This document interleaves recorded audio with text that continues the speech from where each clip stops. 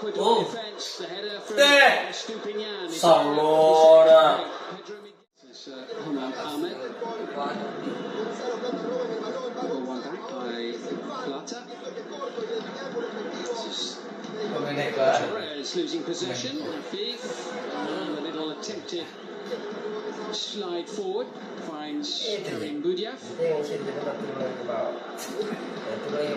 I guess Sanchez would have been just trying to settle his players down as much as anything, wouldn't he, at half-time? Certainly haven't seen the potential that they've got. Here's Safif. He was looking there for Almoez Ali. His excellent defending from Ian Capier, centre half, just stepping in and winning the ball. Real talent first. Attack since the goal from Ecuador. Looks a potentially dangerous one as well as Valencia goes for it once more. This time comfortable for El Sheeb, who's winning his 85th cap for Qatar tonight. Well, good news, and Valencia still able to continue it. It's just before half-time, picked up that knee injury that his night might be over. He was hobbling around, wasn't it? I think it was just a bang on the knee more than anything else, but good to see that he's still out there and able to take his place at the start of this second period. You're quite right, both from Ecuador's point of view, and I think obviously from the tournaments. As a player who's already scored twice and shown his quality.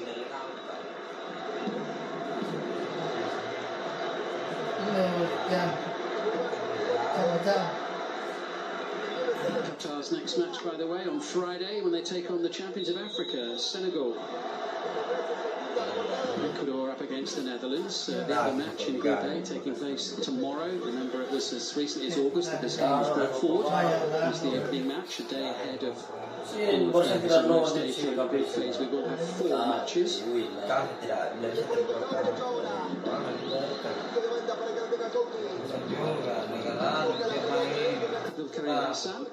Still a bit more control in the second half from Qatar. Maybe Ecuador just took a step back, not quite pressuring as much as they did in the first period. Not early on anyway. Some Ahmed, a little flick there from Akram Afif. This is better, it's more measured, it's more composed from the hosts. Just a little too far forward and comfortable for Galindez, the goalkeeper for Ecuador. Frustration in the end for Alarawi. I think you're right about the pace of their play as well. It is a bit more composed in this second period. Everything was done at 100 miles an hour, both with and without the ball. And this Pervis Stupinyan unable to keep the ball in play. Hurried clearance by Babak Kuki.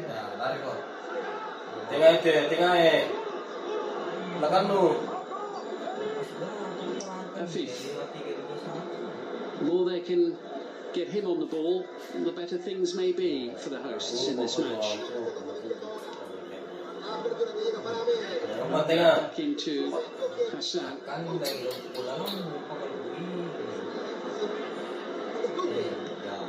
Babak Kuki was challenged there by Valencia, and now suddenly yellow shirts come flooding forward into Qatar's half of the field, deep inside it as well, and bursting forward there, Romario Ibarra.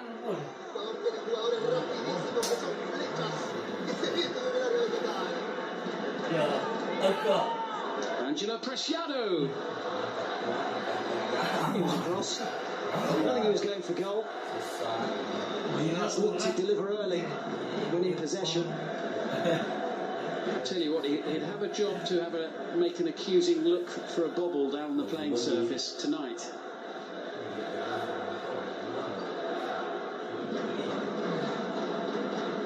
Pitch looks absolutely terrific here, as you would expect. And in theory, Qatar should be outnumbering Ecuador in the middle of the pitch. 3 against 2. But it hasn't felt like that.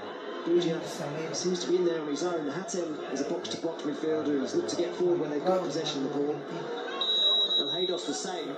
Flag up on the far side of the field. Free kick for Ecuador. Still very few fleeting touches of the ball. Peripheral figure. He's flitting around the margins of the match, not really been given any service worthy of the name up to this point. Just that one delivery in which, as you say, he will have been in an offside position. Here's Hincapié. Lovely ball. Gonzalo Plata. Still going. Ibarra on the far side, and it just evades the two yellow shirts in the middle. If anything, Estrada may well have got in Valencia's way. It was excellent play. It was a rueful look from Estrada there, the top scorer in qualifying.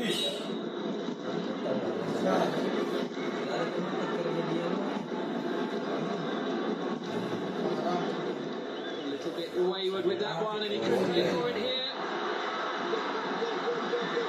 Beaten away by Al-Sheikh. There was an opportunity there for Ibarra. Ecuador threatening for the first time in the second half, really.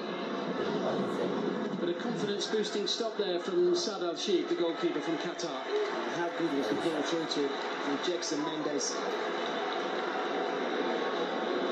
Wonderful through ball. Opens his body up. He's looking for that far corner. Al-Sheikh at full stretch. Able to make the save.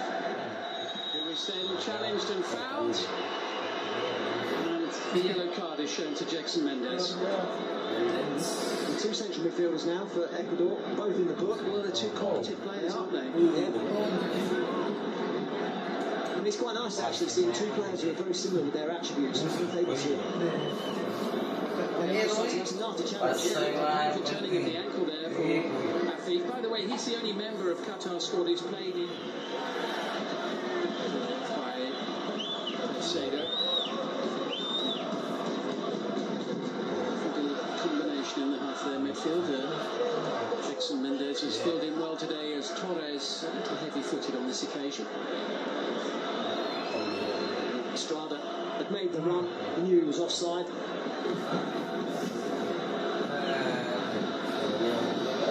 Number 11, Estrada, leading the line for Ecuador tonight. He was their top scorer in the South American qualifier. He scored half a dozen. And he's only got one goal in his last 14 appearances for the national team. A little bit of power in his spell from this. He surely would sense would be an opportunity tonight. Well, even as a side, though, they haven't scored too many of late, have they? As a team, they've been struggling for goals. 3 previous international appearances, but it was a decent effort. Meanwhile, Preciado is back on the field, the right back for Ecuador. They're back up to their full complement of 11. So now playing in Al-Khor, north of Doha. Qatar, 45 minutes later than they'd hoped, seem to have settled a little bit into this game. They're still unable really to threaten the Ecuador goal, though. Mendes has had very little to do. Sam, who's the Asian Footballer of the Year 4 years ago.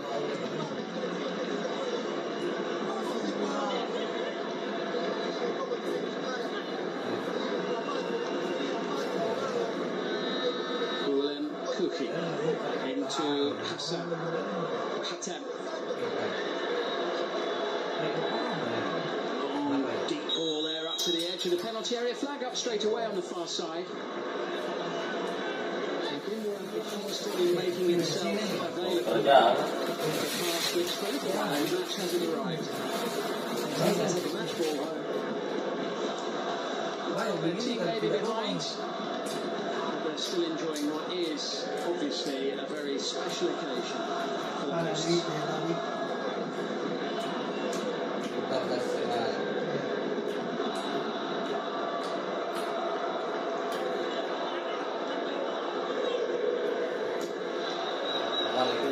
Playing the ball forward.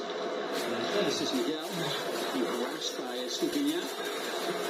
25 minutes to go. No change in the score since half-time. Changing the pattern of the game, though. Certainly. Into Ahmed.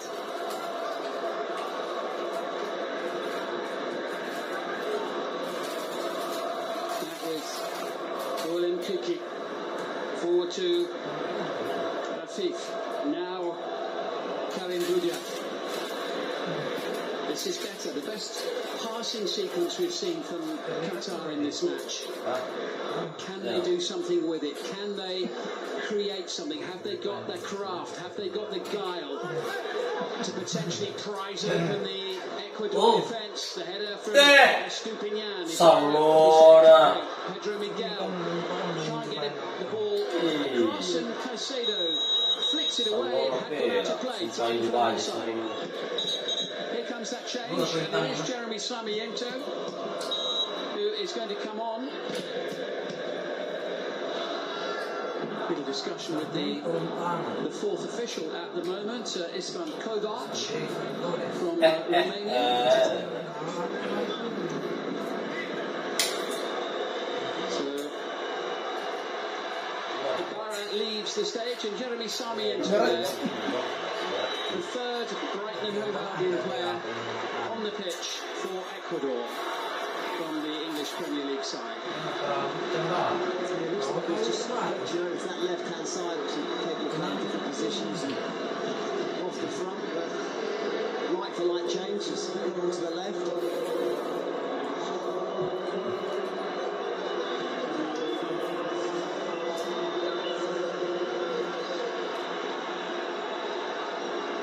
Three-quarters of the way through the game here. Still no suggestion. Sanlo. Here come Qatar. Langsung kembali. Infield by Boudiaf. But again, the door shut firmly by Ecuador's defence. Confidently and competently dealing with everything that comes their way. Yeah, that's the skipper, Alheidos, giving up possession and then coming back and trying to make amends, gives the foul away. There is Alheidos. He was the man who lifted the Asian Cup 3 years ago. A couple of changes coming now. There's Mohamed Wad and Mohamed Montari preparing to come on. That will come before the throw-in is taken. And Hassan Alheidos, the captain, is one of the players being replaced. That's why the armband is being exchanged and now worn by Saad Al-Sheikh. Alheidos off. Mohamed Wad on for him. Mohamed Wad, the 23-year-old, who's been a regular in the squad for the last couple of years. And Montari is on as well. Mohamed Montari. He's on quite clearly.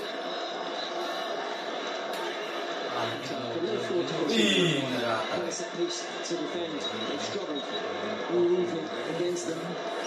Right in front of those South American fans.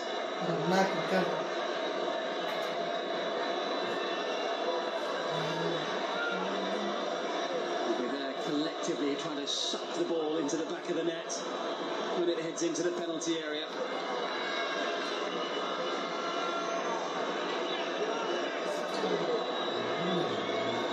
Potentially another test for Al-Sheikh coming up. Estupinian sends it in, good header away. There's Akram Hafif there. Pushing, pressing, sturdy challenge, and Ecuador with the throw. Qatar still haven't had a shot on target in this opening match. Pressure being put on Ahmed there, but he comes away with it. Collected here by Boudiaf. Excellent again from Mendes. Preciado caught up the pitch, but he just stopped the passing lane out to that left-hand side. It's a measured approach, isn't it? They just need that little bit of quality.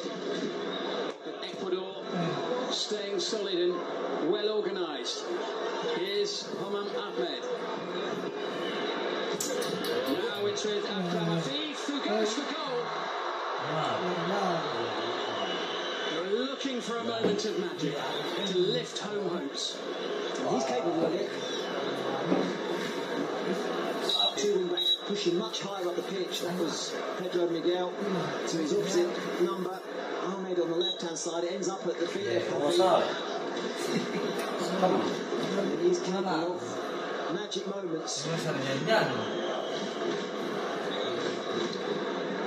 Well, it clearly is an issue that isn't about to go away for Valencia. It's Jose Cifuentes receiving instruction there from coach Gustavo Alfaro. O'Shea couldn't get there, too much power on it.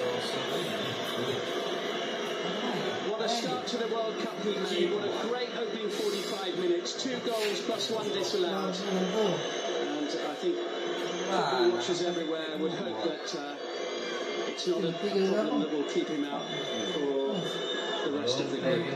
But here comes Jose Cifuentes, another player based in the United States with Los Angeles.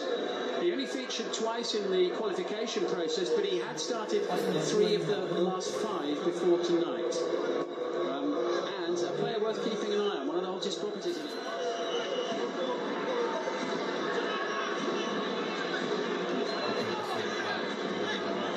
Thief turns away and Emilio Soto waves the yellow card in his general direction, and that is precisely why he's had his name taken. Not a good challenge, and even with the studs. I think he's been outstanding, particularly when you think that Grozo has been so important for them in that position. We're inside the last 15 minutes of the game.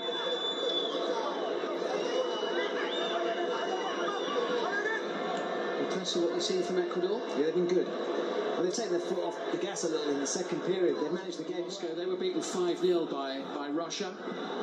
You wonder what the scoreline might be, given the way the match started. It stayed at 2-0 for quite a while now, but Ecuador have got other ideas. People thought about coming, thought better of it, but in the end, Michael Estrada, I think, didn't manage to keep the ball in play. I'll tell you what, Goalkeeper did just enough and actually did well to put the brakes on when he did. But for a moment, that was 4 against 2. Qatar are pushing now. They're trying to commit bodies forward. They're going to leave gaps in the back. And that's probably the right thing to do, isn't it? But 4 against 2, and it didn't quite find the right pass. Ecuador 5 minutes away, plus added time from 3 precious points. Is it to change? No. Almost. Muntari, the substitute, so close to bringing the hosts back into the game, giving them a glimmer of hope for the closing stages. How close was it? Let's have a look. From nothing, he makes a run in behind him, Capie. He makes a mistake by leaving the ball. And he hits it really early, trying to catch the goalkeeper out, Galindez. Sees him off his line, just tries to lift it over the top. Another set piece where Qatar don't get close to anybody. Free header 6 yards out. Hassan sends it forward. Thief chases, and again he loses out, this time to Torres, but it is a corner. So that clean sheet not quite in the bag. We're in the 5th minute of added time, and it is the first corner of the evening for the hosts. And they do something with it. Opportunities in the penalty area for them have been few and far between in this game. And again, the yellow wall is there. And it was the last play of the match. And it is the perfect start.